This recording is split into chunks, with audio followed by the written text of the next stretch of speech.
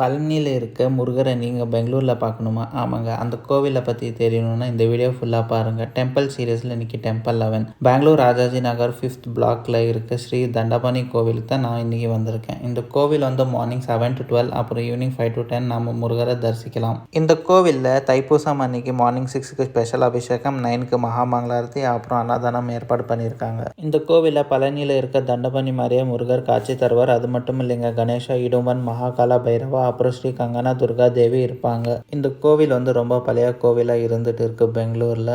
இந்த கோவிலோட விசேஷம் என்னன்னா, இங்கே இருக்க முருகரை வழிபட்ட பழனியில் இருக்க முருகரை வழிபட்ட மாதிரி இருக்கும். அது மட்டும் இல்லை, நம்ம லைஃப்பில் நம்ம முன்னுக்கு வரணும், ப்ராப்ளம்ஸை ஃபேஸ் பண்ண தைரியம் வேணும்னா இங்கே இருக்க முருகருக்கு விளக்கேற்றி வழிபாடு செய்யலாம்னு சொல்கிறாங்க. நான் இந்த கோவிலுக்கு அகைன் தைப்பூசம் அன்னைக்கு விசிட் பண்ண போகிறேன். ஏன்னா முருகரை பார்த்ததும் ஒரு மாதிரி முருகரே இங்கே இருக்கிற மாதிரி ஃபீல் ஆச்சு. நான் அங்கே கோவிலில் ஒரு 1 hour உக்காந்துட்டு இருந்தேன். ஸோ பெங்களூரில் நீங்கள் இருந்தால் கண்டிப்பாக இந்த கோவிலுக்கு ஒரு வாட்டி விசிட் பண்ணி பாருங்கள். முருகரோட ப்ரெசன்ஸை நீங்களும் ஃபீல் பண்ணி பாருங்கள். ஓம் முருகா.